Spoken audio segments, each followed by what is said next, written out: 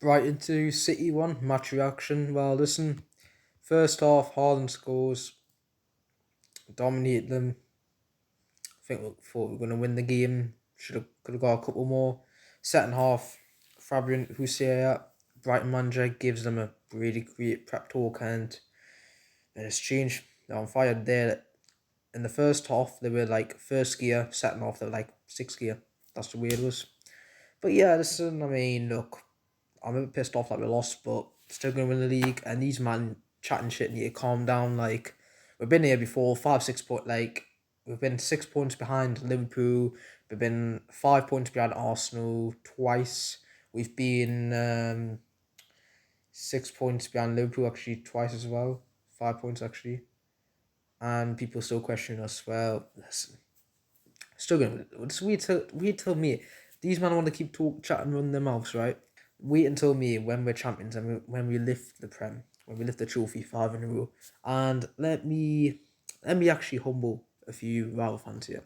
All right, here we go. Look, United fans saying Alex Ferguson never lost 4 games in a row in his 26 years at United, but yeah, look, did he ever win 4 in a row? Did he ever win? No, he didn't, and he did it in one of the most. That wasn't even hardly a hard era, to be honest. This is more of a harder era. I don't care what anyone says. This is definitely more of a harder era than back in early 2000s, late 90s. If you're going back to 80s, 70s, that was a hard era, yes. But and maybe the start of the 90s, yeah. But the late 90s and 2000s, that was not a hard era at all. This is more of a harder era, tougher era. And let me show you something. Look, Premier League titles won the last 4 years. Pep Guardiola 4, and then Premier League titles won the last 7 years. Pep Guardiola 6. Every other manager combined 1. So also, I'm talking about some fake, sneaky little City fans saying, "Oh, Pep out, don't give a fuck what he does, what he's done for the club." Like, how can you say that? Pep Guardiola is the greatest manager of all time, and it's such a shame that we have such plastics in this fan base who don't appreciate him. Listen, he never had this at Barcelona, never had this at Bayern. The fans always respect him. It's just a shame that you got some plastics. And listen, I can see that as a City fan. I'm a true City fan 100%, and you've got loads of plastics, 100%, loads of fakies, and it's sad to see. But yeah, Pep Guardiola is the greatest manager of all time. He's got us into 2 Champions League finals for the first time ever in history. He's won us a Champions League for the first time ever in our history. He has made us win numerous Premier League titles. I think it's been like 6 or 7 in the past since he came. So he came in 2016. So that's 8 years ago now. Yeah, 8 years ago. He's won like 6 or 7. Sorry, he's won 7 actually. I think 6 or 7 something like that. But yeah, well, I'm saying he is the goat. He's has the most wins, most games. He's done it at loads of clubs. He went to Spain, done it. Went to Germany, did it. He didn't win the Champions League there, but he won the Bundesliga. Spain for Barcelona, we all know what he did as a player and a manager. Champions League, he made one of the goats, Messi.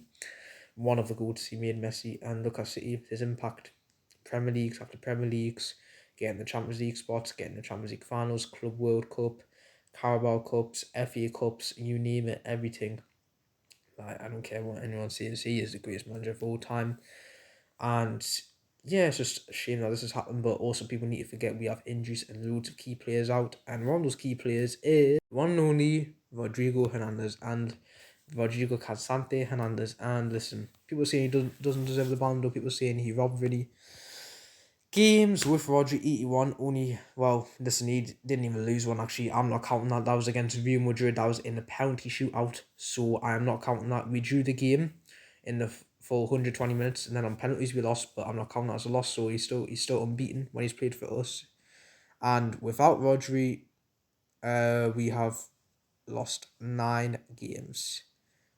Lost 9 games without Rodri. I know this is what he does to impact us. He's like a second player. He's a beautiful footballer. Unlike that Roy Jones said, he's not a beautiful footballer. He is a beautiful footballer.